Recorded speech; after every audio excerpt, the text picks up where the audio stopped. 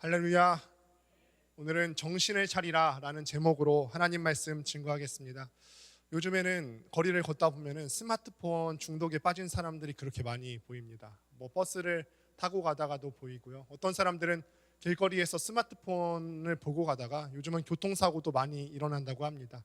또 어떤 사람은 지하철 타고 가다가 스마트폰에 빠져 있어서 자기가 내릴 곳도 못 찾고 지나쳐가는 사람들도 있습니다. 이런 문제가 이제는 사회적인 문제가 되다 보니까 이거를 전문적인 단어가 하나가 생겨나기 시작했어요.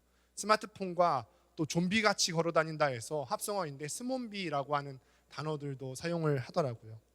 근데 이거는 우리가 자기도 모르게 시간도 뺏기고 심지어는 건강까지 잃게 되는데 이것을 일컬어서 우리는 중독이라고 합니다. 이 세상에는 이 스마트폰 중독 외에도 다양한 종류의 중독들이 있죠. 어떤 사람들은 음란물에 중독되어 있기도 하고, 어떤 사람들은 SNS, 어떤 사람들은 TV 드라마에 중독되어 있기도 하고, 어떤 사람들은 알코올 중독에 빠져 있기도 합니다.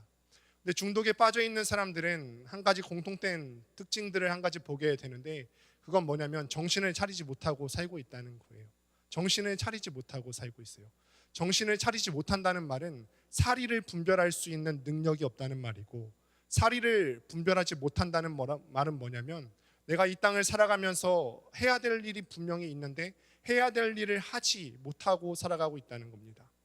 엄마가 아빠가 해야 될 일이 있는데 알코올 중독에 빠져서 해야 할 일을 하지 못하고, 그렇다면 어서 속히 그 술을 끊어내고 엄마가 해야 될 일, 아빠가 해야 될 일을 해야 되는데 그렇지 못하고 있고요. 학생들은 학생이 해야 될 일이 있잖아요. 그런데 게임 중독에 빠져서 사리를 분별하지 못하고 학생의 본분을 망각하면서 살아가고 있는 실정입니다. 이런 의미에서 볼 때 오늘 베드로 사도가 우리에게 권면해 주는 본문 7절 말씀을 보면 의미가 있는데 7절 말씀을 함께 다 같이 읽어보도록 하겠습니다. 만물의 마지막이 가까이 왔으니 그러므로 너희는 정신을 차리고 근신하여 기도하라. 본문을 보시면 만물의 마지막 종말이 가까이 왔다고 합니다. 그런데 우리가 이미 알다시피 종말이라는 것은 무엇이냐면 예수님께서 부활 승천하셔서 그리고 다시 오실 때까지의 그 때를 우리는 종말, 말세의 때라고 이야기를 합니다. 사랑하는 성도 여러분, 예수님께서 언젠가 다시 오실 것인데 그 다시 오실 것을 분명하게 믿으십니까? 믿으십니까? 네, 믿으시죠. 여러분들께서 대답하시고 믿으시는 대로 예수 그리스도께서는 언젠가 다시 오실 것입니다. 그리고 그때가 시시각각 가까이 오고 있습니다. 그럴 때일수록 베드로는 성도들에게 하는 말씀이 그때가 가까이 오고 있으니까 정신을 차리라 라고 말하고 있는 것입니다. 이 말세의 때가 오면은 악한 영의 권세는 말세의 때가 다가올수록 성도들을 더욱더 유혹하려고 할 것이고, 우리를 세상 문화에 중독시키고 그리스도의 진리를 따라가지 못하도록 우리를 끊임없이 흔들 것입니다. 사리 분별을 할 수 없게끔 우리가 그리스도인으로서 마땅히 해야 될 일이 있는데 그 해야 될 일을 하지 못하고 사리 분별을 하지 못하고 정신을 못 차리도록 만들 것입니다. 그 가운데서 우리더러 정신 차리라고 권면하면서 마땅히 해야 할 일들, 본문에 나오는 대로 근신하여서 깨어서 기도하라고 말씀하고 있는 것입니다. 그래서 오늘 말씀 가운데 우리가 정신 차리고 근신하고 깨어서 기도해야 될 기도의 내용 3가지에 대해서 함께 살펴보려고 합니다. 먼저 첫 번째로는 우리가 뜨겁게 사랑하고 서로 허다한 죄를 덮어야 한다는 것입니다. 함께 8절 말씀을 보시겠습니다. 무엇보다도 뜨겁게 서로 사랑할지니 사랑은 허다한 죄를 덮느니라. 뜨겁게 서로 사랑할지니 사랑은 허다한 죄를 덮느니라 라고 얘기했습니다. 부부가 살다 보면 수많은 허물들이 보이지요. 그 수많은 허물들이 보임에도 불구하고 그래도 이마만큼이나 우리의 가정들이 지금까지 건실하게 서 있는 까닭이 무엇이겠습니까? 사랑으로 덮기 때문이에요. 아내가 잘못이 있어도, 남편이 잘못이 있어도 그것을 사랑으로 덮기 때문에 지금까지 왔습니다. 다 시시비비를 가릴 수가 없죠. 그저 덮는 것입니다. 그래서 오늘 본문에서도 이와 같이 사랑으로 우리 가운데 있는, 지체 가운데 있는 허다한 죄를 덮으라고 이야기를 하고 있는 것입니다. 사실 이 덮다라고 하는 표현은 오늘 이 베드로전서에서 처음 나온 단어는 아닙니다. 함께 창세기 말씀을 보실까요? 창세기 9장 22절부터 23절까지를 보면은 노아의 이야기가 나오는데, 하나님의 홍수 심판 사건 이후에 이 노아가 포도주를 마시고 술에 취해서 바지를 벗어놓고 벌거벗은 상태였습니다. 22절에 보면은 노아의 벌거벗은 모습을 본 함이 그 아버지의 모습을 보고 밖에 나가서 그의 두 형제에게 알렸다라고 기록을 하는데, 여기서 알렸다라는 동사는 무엇이냐면 그냥 단순히 정보를 전달하는 것을 넘어서서 조롱했다, 놀렸다라는 의미를 갖고 있습니다. 단순히 아버지가 벗고 있었다라는 정보 전달을 넘어서서 벌거벗은 아버지를 흉보고 조롱한 것입니다. 그런데 그 이야기를 들은 나머지 두 형제 셈과 야벳이 그 이야기를 듣고 어떻게 했죠? 가만히 들어가서 그 아버지의 하체를 덮었다라고 하죠. 덮었어요. 그 이후의 이야기는 여러분들께서 이미 성경을 통해서 익히 잘 알고 있는 내용일 것입니다. 다시 오늘 본문으로 돌아보면요, 교회 안에서도 이러한 종류의 성도들이 있다는 거예요. 어떤 사람들은요, 이 교회 안에서 누군가 실수했을 때 이것을 가만히 덮어주는 사람이 있는가 하면, 사랑으로 이것을 시시비비를 가리지 않고 넘어가주는 사람이 있는가 하면, 어떤 사람들은 이거에 대해서 수근거린다는 거예요. 어떤 사람의 잘못이 이만큼이 있는데 여기에다가 더 부풀려서 10배, 100배로 부풀려서 소문이 내는 사람들도 있다는 것입니다. 우리가 만약에 어떤 지체의 그 허물을 덮지 못한다면 그 지체는 어떻게 될까요? 얼마 안 가서 매장당하지 않겠습니까?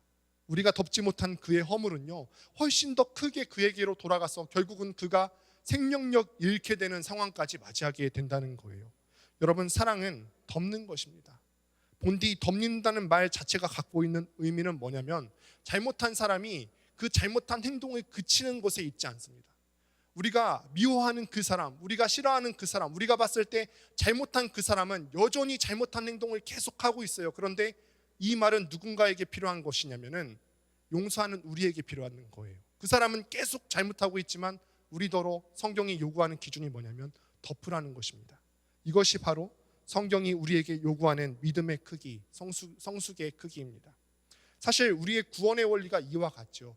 우리도 그런 존재였어요. 허물 많은 존재.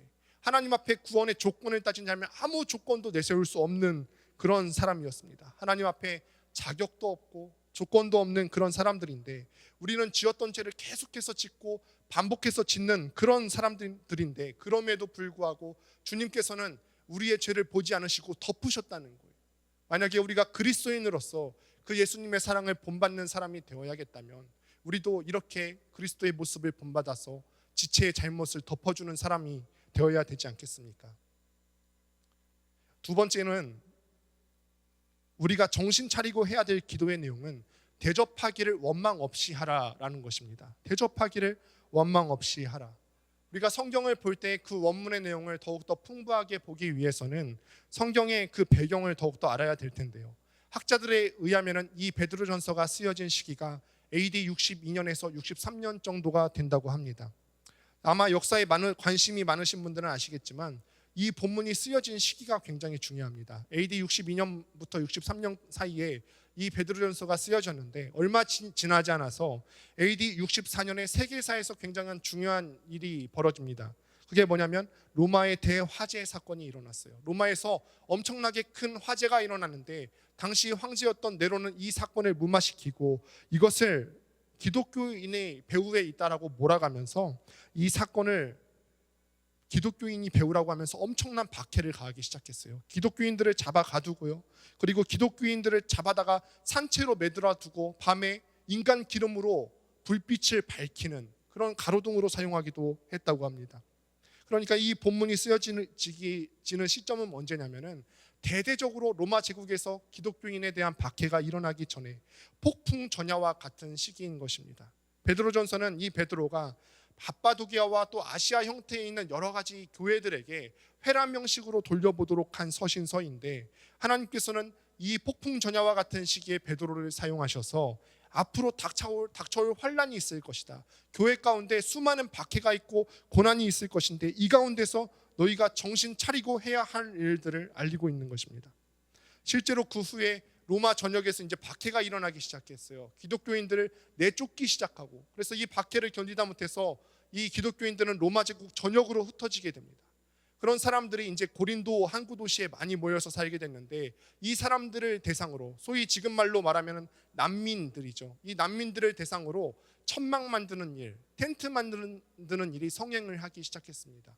그래서 바울도 선교 활동을 하면서 이 텐트 만드는 일을 이제 같이 하게 되었죠. 그런데 이 텐트를 만들다가 이 사람한테 제공을 하고 이 난민들이 여기저기 떠돌다가 갈 데가 없으면 어디로 가야 되겠습니까? 제국에서 핍박을 받느냐, 변변찮은 직업도 얻을 수가 없고 어디 정착해서 살 곳도 없는 이런 사람들인데, 이 사람들이 떠돌다가 어디를 가게 되냐면 그나마 상황이 좀 나은 다른 그리스도인들의 집에 들어가게 된다는 거예요. 그런데 이것도 하루 이틀이지 그 받는 그리스도인들 입장에서는 이 사람들을 대할 때 어떻겠습니까? 그 사람들이라고 상황이 더 나은 건 아니었거든요. 똑같이 박해를 받는 입장인데 이 사람들을 하루 이틀도 아니고 몇 날 며칠을 받다 보면은 이 사람 사이에 처음에는 사랑으로 대접했다가도 원망과 불평이 생겨날 수 있다는 거죠. 더군다나 그 사람을 찾아갔을 때 그 떠도는 사람이 한 명만 갔을까요? 가족도 데리고 갔을 수가 있겠죠. 그러니 이런 상황 가운데서 베드로 사도가 그리스도인들에게 권면하는 것이 무엇이냐? 다른 지체들을 대접할 때 원망 없이 대접하라 라고 말하고 있는 것입니다. 이 말씀을 우리의 삶 가운데 가지고 들어오면요, 우리도 비슷한 경우를 많이 맞이하게 됩니다. 우리도 예수님의 가르친 대로 누군가를 도우려고 합니다. 순수한 마음을 가지고 도왔는데 간혹 우리 마음에 이런 마음이 드는 거죠. 내가 도왔는데 어떻게 감사하다는 말 한마디가 없지? 사실 우리가 이거 들으려고 하는 거 아니잖아요. 감사하다는 말을 들으려 한 건 아님에도 불구하고 내 마음 한켠에는 섭섭한 감정이 한 자리를 비집고 들어오기도 하는 우리의 모습을 발견하기도 합니다. 예수 믿는 우리는 예수님께서 우리에게 베푸신 그 사랑의 원리를 따라야 하는데, 예수님께서 십자가에 달려 죽으심으로 보여주신 사랑은요, 내가 이거 했으니까 너는 감사하다는 말을 해야지, 내가 이거 줬으니까 너도 이걸 줘야지 하는 기브 앤 테이크의 사랑이 아니죠. 내가 너희들 때문에 십자가에 달려 죽었으니까 너희는 헌금 많이 해야 돼. 내가 너희를 위해서 십자가에 못 박혀 죽었으니까 너희 봉사 많이 해야 돼.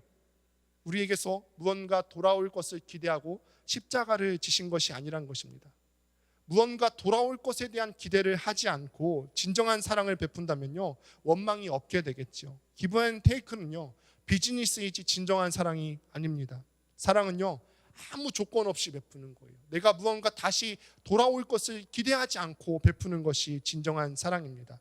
그럴 때 우리가 다른 지체들을 원망 없이 사랑하고 대접할 수가 있게 된다는 거죠. 세 번째는 각각 은사를 받은 대로 청지기같이 봉사하라는 것입니다. 함께 10절 말씀을 읽어보도록 하겠습니다. 10절입니다. 시작. 각각 은사를 받은 대로 하나님의 여러 가지 은혜를 맡은 선한 청지기같이 서로 봉사하라. 예수 믿는 지체로서 교회에 있을 때 서로가 뭘 해야 된다고 하지요? 교회에 있을 때 봉사해야 된다고 합니다. 연말 연시 되면은 이 문제가 항상 교회에서 골머리를 앓죠. 내가 봉사해야 되는 사람들이 많이 필요한데 다 봉사하기 싫대요. 그럴 때 이 말씀을 보셔야 합니다. 봉사해야 됩니다. 봉사는 말 그대로 다른 사람들을 섬기는 일을 하는 것입니다. 다른 사람들을 섬기는 일. 사실은 교회 내에 있는 모든 직분들이 교회를 섬기기 위해서 만들어진 것입니다. 목사는 말씀을 선포하는 봉사를 위해서 직분이 있는 것이고, 장로님들께서는 이제 교회를 다스리고 치리하시는 그런 일들을 해야 되는 것이고, 권사님들께서는 또 이제 아픈 환우들을 돌아보면서 신방하는 일을 해야 되는 것이고, 집사님들께서는 그 외에 제반 교회 일들을 감당하는 봉사직입니다. 본문에 나오는 이 봉사라는 단어를 헬라어 원어로 보게 된다면은 디아코네오라고 하는 단어가 쓰였어요. 봉사하다, 섬기다라는 이 단어를 묘사할 때 헬라어로 디아코네오라고 하는데, 이 단어에서 오늘날 집사의 명칭인 디아코노스가 나왔습니다. 그래서 집사님이 무슨 직분이냐면은 일을 해야 되는 직분이라는 거예요. 봉사를 해야 하는 직분이라는 것입니다. 목자를 해야 되고요, 그 외에 청소도 해야 되고요, 찬양팀으로도 섬겨야 된다는 거예요. 실제로 그 의미를 살리기 위해서 우리말로 번역한 집사라는 단어도 한자를 보면요, 잡을 집자 일사자를 썼습니다. 일을 잡는 것입니다. 이 봉사를 감당하기 위해서 하나님께서는 각 사람에게 각양 다양한 은사를 주셨어요. 달란트를 주셨다는 것입니다. 어떤 사람들에게는 오늘 찬양팀처럼 찬양을 잘하는 은사를 주셔서 찬양팀으로 섬길 수 있는 그런 은사를 주셨는가 하면, 어떤 사람들은 음식을 잘하는 은사를 주셔서 음식으로 다른 모든 교우들을 즐겁게 하는 은사를 주셨는가 하면, 어떤 사람들은 돈을 잘 버는 은사를 주셔서 물질로 섬기는 은사를 주시기도 하셨습니다. 이렇게 우리가 각양 다양한 은사로 이 공동체를 섬길 때 공동체가 더욱더 건강해지고 풍성해질 수 있게 된다는 것입니다. 그래서 우리가 어떤 사람같이 봉사해야 되냐면은 다시 한번 10절 말씀을 읽어보도록 하겠습니다. 함께 읽습니다. 시작. 각각 은사를 받은 대로 하나님의 여러 가지 은혜를 맡은 선한 청지기 같이 서로 봉사하라. 청지기 같이 서로 봉사하라고 했어요. 청지기는요, 어떤 사람이냐면 주인의 자리가 아닙니다. 청지기는 주인이 맡긴 것들을 내 뜻대로 하는 것이 아니라 주인의 뜻대로 관리하는 위탁 관리인을 뜻하는 단어가 바로 청지기라는 단어입니다. 그래서 청지기가 잠깐 맡은 것들이 있죠. 잠깐 맡은 그 달란트는 원래 내가 가지고 있는 것들이 아니라 하나님께서 공동체를 섬기라고 잠깐 우리에게 위탁해 주신 것입니다. 그래서 그 소유권이 어디에 있냐면은 그 달란트를 갖고 있는 내 자신에게 있는 것이 아니라 그것을 맡겨주신 주인에게 있다는 것이고 하나님에게 있다는 것입니다.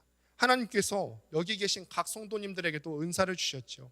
그런데 이 모든 은사들의 소유권이 누구에게 있냐면 바로 이것을 주신 하나님께 있다는 것입니다.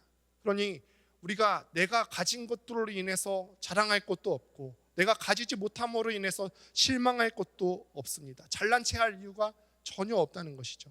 그러니 우리에게 맡겨진 달란트가 있다면 그 달란트를 잘 보시고 잘 관리하는 청지기와 같이 봉사하는 신일교회 성도님들 되시기를 주님의 이름으로 축원드립니다. 말씀을 마무리하려 합니다.